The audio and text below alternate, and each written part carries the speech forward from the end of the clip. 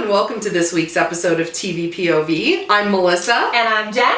And let's get right into things because there is so much going on. So much news. The big thing is that HBO finally announced a separate streaming service that you don't need to be an HBO subscriber to have. Right, which is big news for fans of HBO shows because they're one of the major players not on Netflix. But it's evidence of a bigger trend too. Everyone seems to be getting in this standalone streaming business. CBS recently announced they're doing it as well. A little less excited about CBS than about HBO. I have to say that I'm definitely excited that HBO is going to do that, although I still, in my heart of hearts, just wish everybody would get on board with Netflix and just everybody use that so I didn't have to pay for more than one streaming service. Yeah, but then again, that comes into the whole monopoly thing, and I suppose. It's true. What I'm really curious to know, and I'm sure you are as well, is will Game of Thrones still be one of the most pirated shows if this service is available? Yeah, I mean, I'm sure lots of people will still pirate it, but it definitely should have been a warning sign to them that it was the most pirated. Speaking of Netflix, something I am so excited about, all of Friends, New Year's Day. I know what I'm doing that day. Even though I have the entire series on Blu-ray, I may have to, put on some Netflix that day. That's big news, and I can't remember how many times I've just thought that randomly while flipping through Netflix. Why don't they have Friends yet? You think Friends would be something they would have because it repeats so well. I think the thing is, even though it's in syndication and there are reruns everywhere of it, you're not guaranteed to watch the exact episode you want. Yeah. So on Thanksgiving, you want to watch one of the episodes when someone has a turkey on their head. Yeah. Or in the winter, I always get an urge to watch Phoebe's wedding. It's one of the only things I like about winter. It is, and actually that's interesting because it seems like old shows coming to Netflix is becoming a bigger deal. People are making a bigger announcement. A lot of times they just showed up and you're like, hey, that's on Netflix.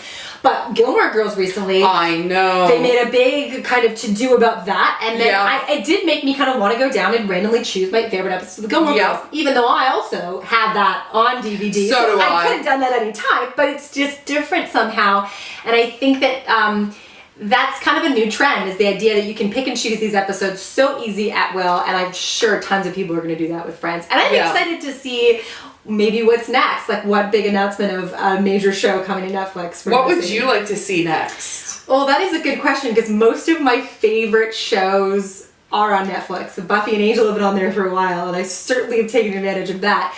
But I think lots of people would probably like to see Seinfeld end up on Netflix. That could be interesting. I can't think of one at the moment that I would like to see on there. Mm-hmm. But Friends is definitely an excellent addition. Yeah, for sure. Mm-hmm. Some other news, as you know, the premiere week was about a month ago, so we're starting to get news of stuff that is getting full seasons. 3 shows have been given full seasons. Fox's Gotham. Yay! More Penguin, baby! Yeah, and ABC's How to Get Away with Murder and Blackish. So good news for fans of all of those shows. I know you just made that obvious, but Gotham, big deal for you. I wish if it was called Penguin, I'd be even more on board. There should be a show called He is amazing. No, for real, Robin Lord Taylor is owning that show. He is fantastic. I still haven't gotten into it. I am very, very excited about How to Get Away with Murder, though. I know Shonda Rhimes is attached to it, but the writing is very different because I feel like she's not the one penning the scripts. Okay. It's soapy, but it's a mystery, and I got sucked right in. I got sucked right into it, so I'm really excited that is getting a full season. And Blackish, although it's not my thing, it wasn't as bad as I expected. I really don't like the title. I think it's lame, it's obvious, and it almost kind of racist for a show that's trying to combat that stuff. Mm-hmm. But the pilot was surprisingly decent, and I think it fits really well into the block that it's in with ABC's other shows, The Middle, Goldbergs, and Modern Family, so I can see why they would give that a full season. I haven't had a chance to watch it yet. It didn't appeal to me. I just seem to think there have been other shows who've done it better, so yeah. Mm-hmm. So, but maybe now that it's been picked up for the full season, I may have to check it out. It did, technically, with it being in that slot, it kind of stole it from Suburgatory.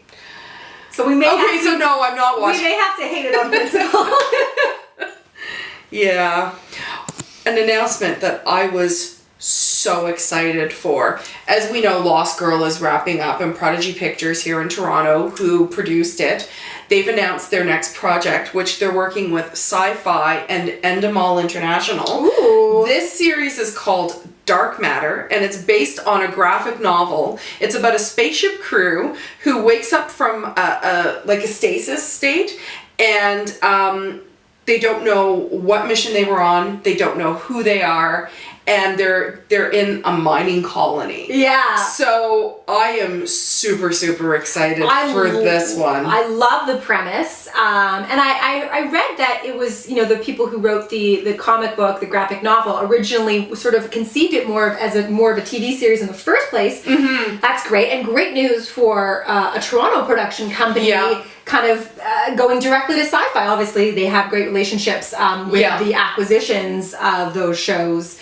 And this is already being set up as an international, so it's going to go straight into international distribution. That's very good news. Yay! So, sad news for fans of The Good Wife. Kalinda, the character who's always been one of the standouts on the show, is going to be exiting the show at the end of season 6. Wow. Archie Punjabi has a development deal at Fox, so I think she's leaving to kind of see where that goes. I think it would be more shocking if we hadn't lost Will Gardner last year.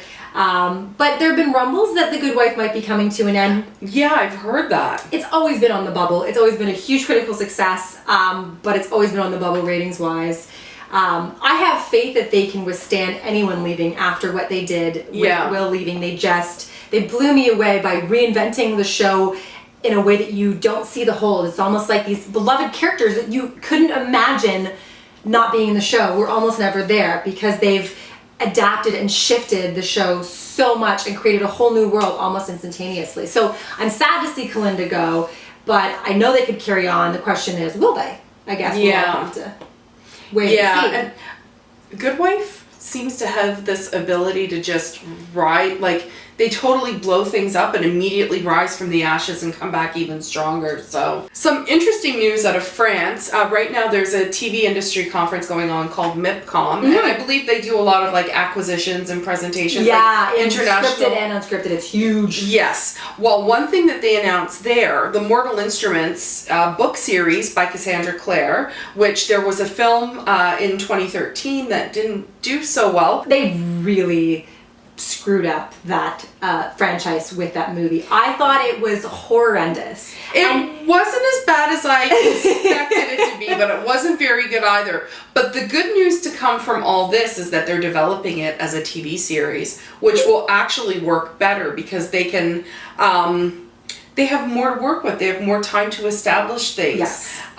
In the film, where some things they should have spent more time on were rushed through, and things that they could have easily just, kind of breezed through, they dragged out. It was so confusing, that film. Yeah. They were the mythology was all over the place and so complex and just dumped, and it was a cluster F. If they're going to keep anyone from the movie, I would like them to keep Aidan Turner as Luke and Robbie Sheehan as Simon. I'd be okay with that. Those two didn't really bother me. The one they really messed up was the casting of Jace, who's supposed to be this angelic heartthrob guy, and they cast this guy and also styled him like he looks like a cross between a caveman and one of those emaciated Calvin Klein ads from the early 90s. I was thinking Skeletor. It is, but it's just, it was awful. He wasn't just not the perfect heartthrob, he was the opposite. It was this is the hero that you're all supposed to lust over. It looks like he needs to have 10 sandwiches in a bath and a good long 30-hour nap to get rid of those circles around his eyes. And I know it sounds harsh, but it was one of the weirdest cast roles I've seen in ages. So yeah. Now they have a chance to redo that. Yeah. It does lend itself well to a series for sure. I've read all the books that have come out so far. I liked it in the beginning. It got a little bit much for me, but I've always thought it kind of had a very soap opera-esque feel. The books pick up right from where they left off. It's kind of this ongoing saga that you don't really feel is necessarily leading towards a conclusion, which is perfect for television. I can see it as, kind of like the Gossip Girl of the witchy world. And it's a different kind of supernatural world, which is kind of neat. What really disappointed me about the film was in the books, and especially the first book, New York City is such a big part of it. Yeah. And I felt that was really underrepresented in the movie. Yeah, well, they've got it. I think that they made the right choice. They probably realized they screwed up, and they don't want to waste that opportunity because there's so much material from those books. So in our next bit of news, we have a lot more movies and surprising movies that you keep hearing about being developed for TV. We've talked about a couple on this show recently, like The Big being in development. Great news. But again, there's a lot of these old movies and strange movies that keep coming back. And so a couple that we heard about this week, the CW has ordered a script based on the Edward Norton movie about a magician trying to get revenge called The Illusionist. Okay. Which came out at the same time as The Prestige, so they kind of blend together. I prefer The Prestige. In my mind, I mean, sure. And CBS is developing a series based on a 2004 movie that I actually really love, starring Dennis Quaid and Topher Grace, and it's called In Good Company. Oh yeah, I saw that one. That was a really good movie. Yeah, and so the TV series is going to be about, the same thing as the movie. Dennis Quaid's character gets a boss half his age and has to deal with that. I actually think it is surprising because, it's kind of a little-known independent movie, but it does make a very good premise for a TV series because you could develop that over a long period of time. So I'm excited to see that, if not a little bit like, how do they pick which one of these movies where do they get these ideas from? And Fox is working on a show, they say it's loosely based on that Jennifer Lopez, Jane Fonda movie, Monster-in-Law, which I think was from 2006 and basically had Jane Fonda just being the mother-in-law bitch from hell. And this one kind of struck me as the weirdest because it's loosely based. So it's going to be, I'm assuming the plot is some woman has to meet her mother-in-law who turns out to be a huge pain in the ass. Okay. Isn't that just like the plot of life? I don't know why they would have to buy the rights to Monster-in-Law to do that. I'm very curious to see how they decide that they're going to base these shows on movies rather than not, say, develop an original series about dealing with your mother-in-law. Yeah. Because that's such a universal topic. More, in my opinion, great news from the sci-fi camp. Like, how many shows are these people developing? Yeah. Every week we have at least two. I love it. But this one particularly excited me because I am a huge Ben Affleck fan. And I'm also a Matt Damon fan. So they have partnered up with Matt Damon and Ben Affleck's production company, Pearl Street, to work on a TV series called Incorporated, which is a futuristic spy thriller, which sounds very, very intriguing. It's a world where the corporations have unlimited power, and there's one guy who's going to be trying to beat the system. I am so excited by this prospect. Well, yeah, the ultimate bromance together again. And there'll be executive producers on it, which is all kinds of awesome. A little bit of casting news before we jump into a couple of series that we're going to be discussing. Yes. Earlier today, they announced that for season 3 of The Americans, Frank Langella has been cast, which is fantastic. He's such an amazing actor. Stage, screen, everything. He's going to be playing Philip and Elizabeth's new KGB handler, who is apparently an old handler who's being brought out of retirement. And there's some mystery or something revolving around why he was out of the game for a while. So yeah, that's pretty cool casting. You're right. He's a dynamo, so that'd be really exciting to see. And I mean the cast on that show is already there isn't one untalented person on that show. So it's just it's going to be quite the season, I think. Yeah, for sure. My favorite casting news of the week is that Wilson Bethel, my very favorite Heart of Dixie hottie, has another new job.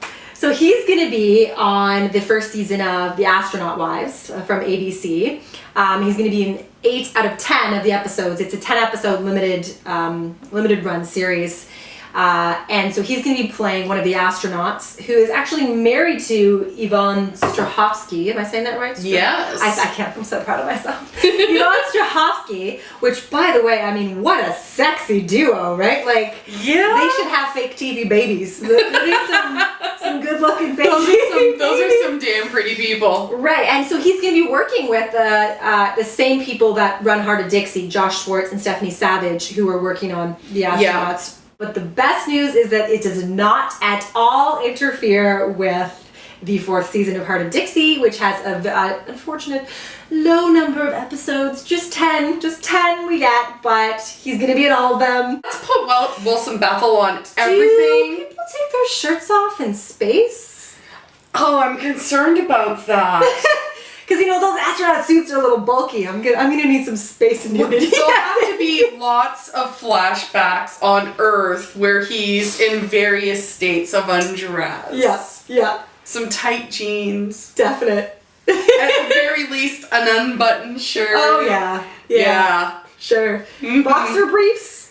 Oh! That would be good. Yes. Now we're just making a list of things Wilson Bethel should wear. I mean, Yes. that would be a good blog post for somebody who wants to take it down, the different items of clothing to put Wilson Bethel in, or to take off. Yes. To take off. Oh my gosh.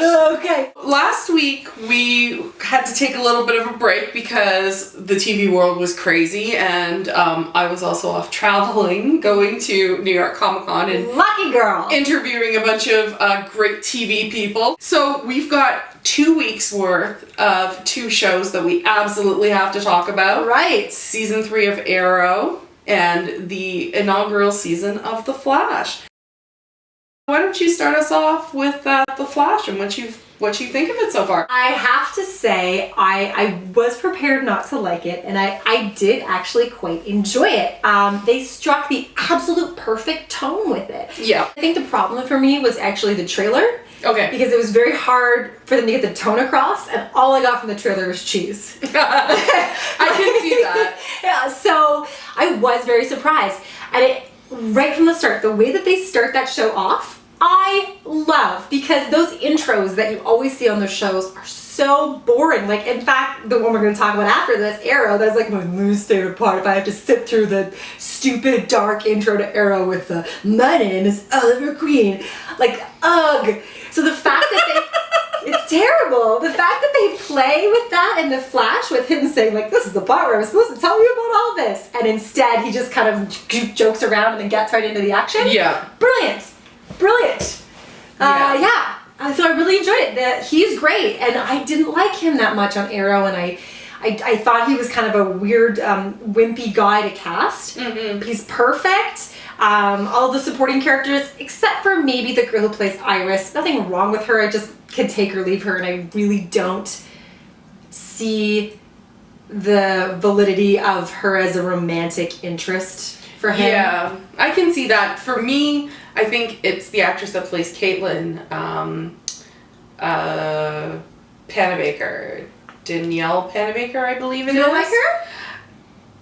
There's something a bit stiff about her right now. There is. And I don't know if it's partially the character is supposed to be very rigid, but she's the one that I kind of feel the least for at this point. Fair enough. But I totally agree. The tone that they've set up from the beginning, what I really, really like about this show is that it's a brighter, more optimistic superhero story.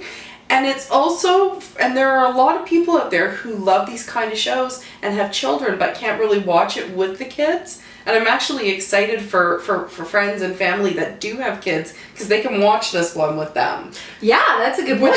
Which is a really cool thing, and introduce the kids to this universe. It's just a positive, hopeful.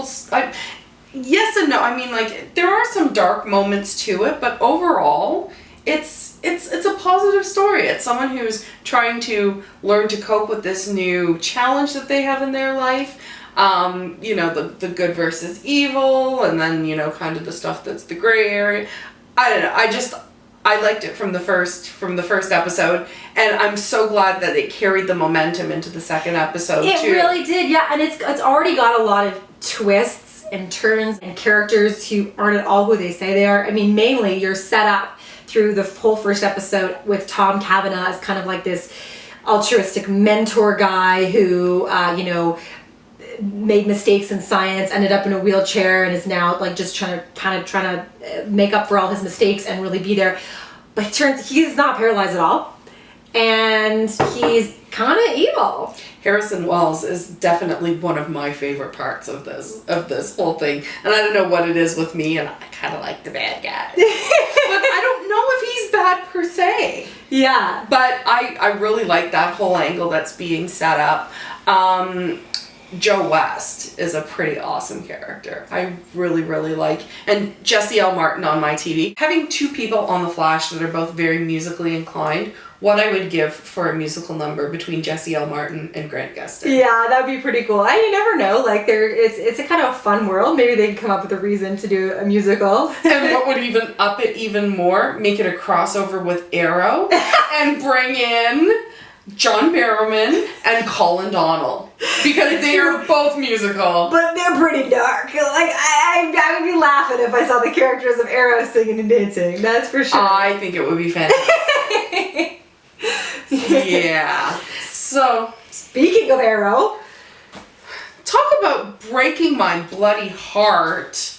Yeah, so that was one of the big things that happened in the premiere of Arrow, which was just as dark as it was when it left off in season 2. We lost Sarah Lance. At the end of the episode, she was shot with 3 arrows from a mysterious shooter and fell to her death. And bounced off a dumpster onto the pavement, which was pretty cold. I am very distraught still. Sarah Lance was one of my absolute favorite characters. I didn't really like her all that much. I mean, I appreciated her character. I just never really got into it. But I think that it's a really cool plot point, what they're doing with her. You know, they're taking her out is bold move. Mm-hmm. And obviously it's going to lead to Laurel's evolution. Who, I mean, I'm not a big Laurel fan either. Yeah, I'm not at all. I believe my exact words were, "You killed the wrong sister." I'm sorry, Katie Cassidy, but hey, as long as my Felicity is safe, then I'm okay. And speaking of Felicity, us Oliver and Felicity fans got just a brief shining moment of yumminess before everything descended back into darkness and torture and self-hatred and whatnot. But they actually went on a date. Real date. And Felicity was sewn glasses and dressed up in a really gorgeous red number. There was lots of nice behavior, some flirting, and then of course the restaurant blew up. Yeah, exactly. Because this is Arrow. Yeah. I think the season's off to a great start. Definitely a lot of things set in motion. Diggle's a dad, and he's been told, "We don't want you in danger. We don't want you working." But after what happens with Sarah, he's like, "No, I'm on board. I need to help out." They think at one point they know who took Sarah out, but it turns out that wasn't the case. Mm-hmm. I think I know who it was, which is going to result in the introduction of our biggest bad of the season. Yes, I don't know the lore, so I have no idea who it is. Well, they announced back at Comic-Con in the summer that the big bad for the season is Ra's al Ghul. Oh, right. Oh, yeah. Right. Okay. Oh, yeah. So I'm thinking that's who it is. But then there's this whole thing about, like, the League of Assassins don't take out their own, yeah. But although, didn't they just try to kill her last year? Like, when they said that, I was like... But she had left them. I know, but who's to say she did? I mean, just saying. Yeah. It's like they never try to kill people that were associated with them. I'm pretty sure they were the ones trying to take her out. Yeah, but no, I think it was because she had left them. Yeah. So, and she joined them again as a condition to save everyone else. Yeah, so, that's true. I'm curious to see who it is. That's who I have a feeling it is. Yeah. The other thing that I was so excited about that we got a little tease of at the end of the second episode... something I've been waiting for is a little bit of a daddy-daughter bonding time. Right! I squealed with delight because, well, first of all, Malcolm Merlyn. Oh my god, I love him.